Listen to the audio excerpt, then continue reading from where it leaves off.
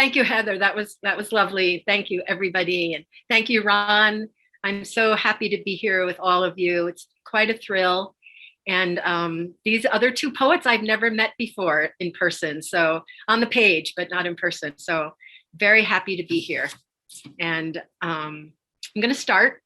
I actually have a theme for my reading tonight. I live in Colorado, and on Wednesday we had hurricane force winds.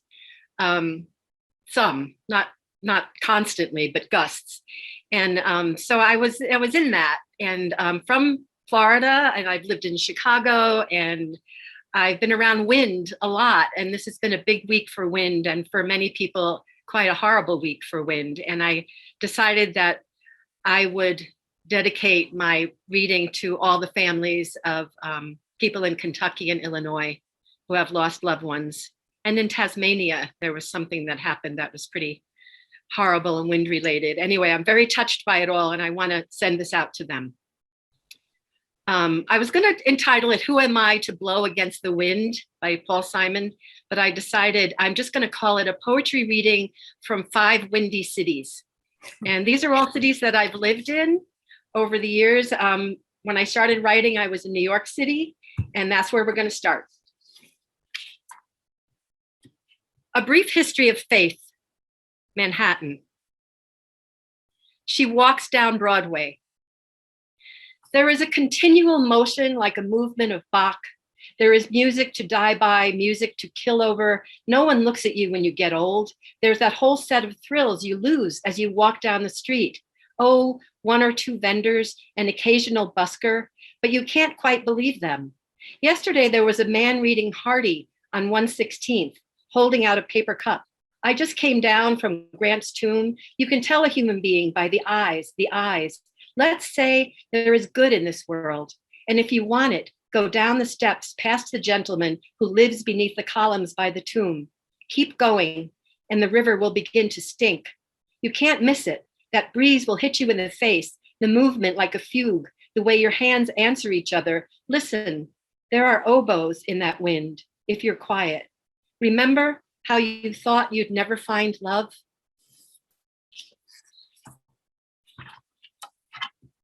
This one is my Chicago poem. It's called Torque. Written so many years ago. I had so much fun putting this together because there are all these old poems, and I have wind in so many poems. It was really fun. The day the funnels, oh, it's for my partner, Lori. Sorry, hope she's here. Lori, I hope you're here.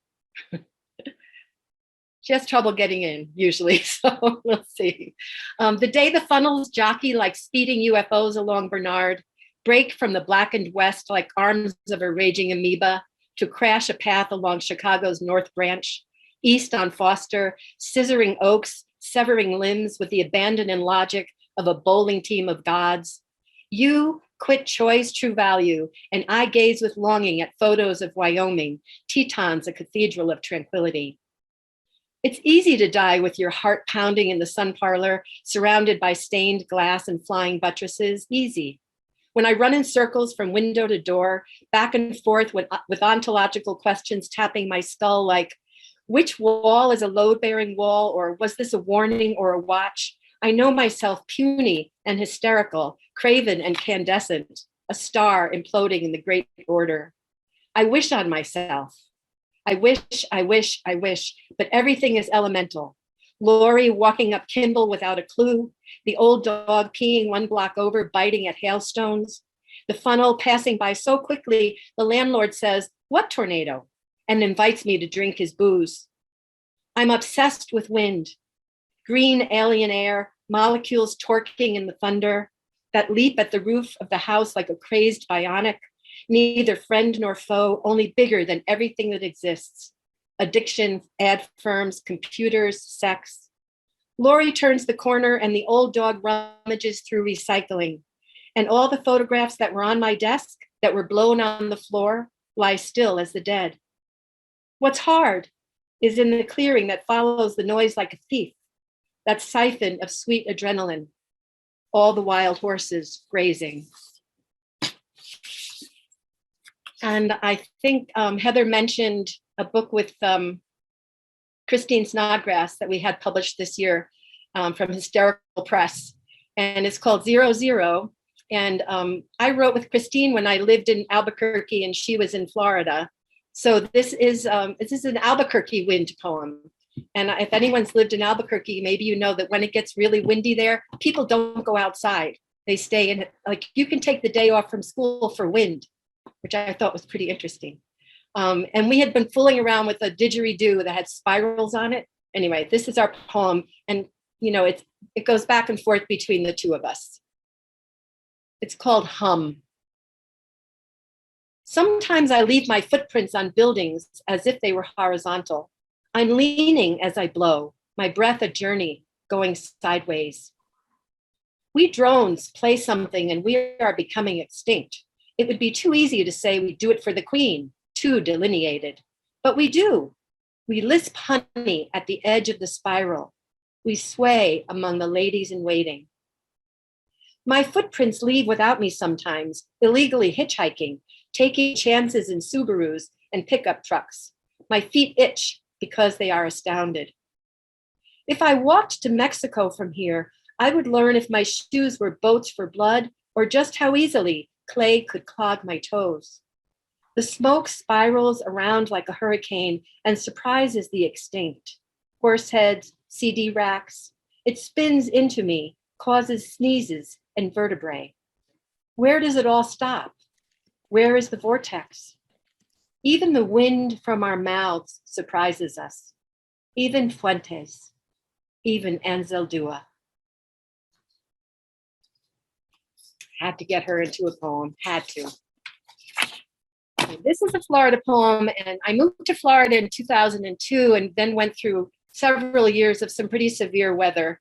So I feel like I'm a big expert, but I wasn't there for Andrew, so I'm not the expert that most of my friends are. But this one is after Hurricane Wilma, and it's called Elegy and 13 Winds, and the city is Hollywood Beach, Florida. She arrived all at once, everywhere. She fell on West Coast, East Coast, down past the Keys, up to Port St. Lucie. Her memory is communal, like sucking. We slept for an hour in her bland iris. A sparrow came back to the feeder, which swung, then snapped when the wind blinked. We hunkered in the tub until the back of the eye wall, laughing at shutters, passed. We got on the phone later and said, remember it was 10:30 and we thought the windows were coming in? Communal as blue jeans. There was a curtain rod with cafe curtains stuck under the wheel of my car as if I'd driven onto it. Cars made pyramids. Glass in the streets, glass in the mouth, sand in the glove compartment, sand in the cat's ear. The Diane Motel lost its roof and its vowels. I kept myself from collecting letters from all over the beach for this poem. And this one's from kind of now, a couple of years ago, from Boulder, Colorado.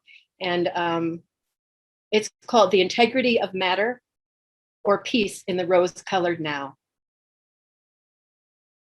There's blood on the page before this one, see? The dark kicks up, air torques, rain tasers the skin. What did Ginsberg say? That he wrote poems to tell his version of things in a world that only tells versions of power? A tornado touches down in the next town north. My heart I-ams to some ancient classic, maybe Jackson Browne, maybe Stylistics. I totter at St. Vrain Creek where it bursts into the Rockies. Cottonwoods catch me. When the child who lives in this house is away, his toys grieve. Thomas the train is speechless and the mottled ball sits still. I forget the name of the film where a woman walks into walls in hopes of entering the womb of an atom. The child's atoms are here, even as he climbs into the next plane home. What a big open space I am. The way these electrons come together, you'd think I was real.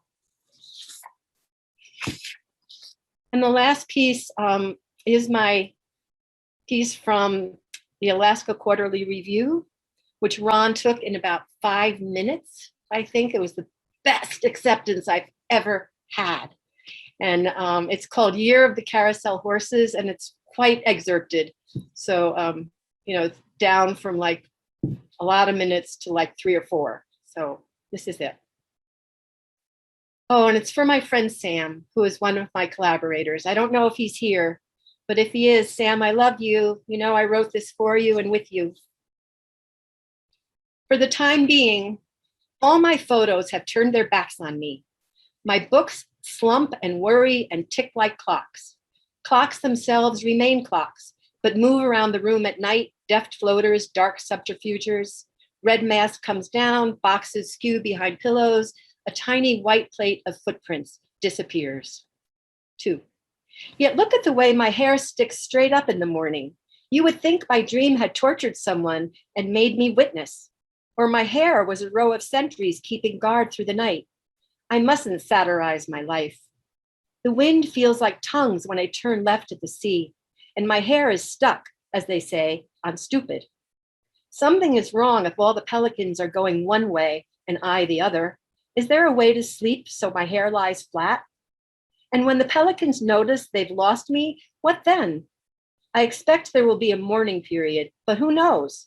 They could all just keep going, as if the wind were actually at their backs. 3. Either way, at the border of every state, I will stop and look around for you, just in case we both decide to head out on the same day at the same time, carrying the same dark river. I will probably not approach Lyrical until Pecos County, Texas.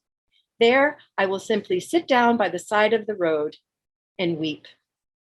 And I think I'm going to end there. Thank you very much. Love to you all.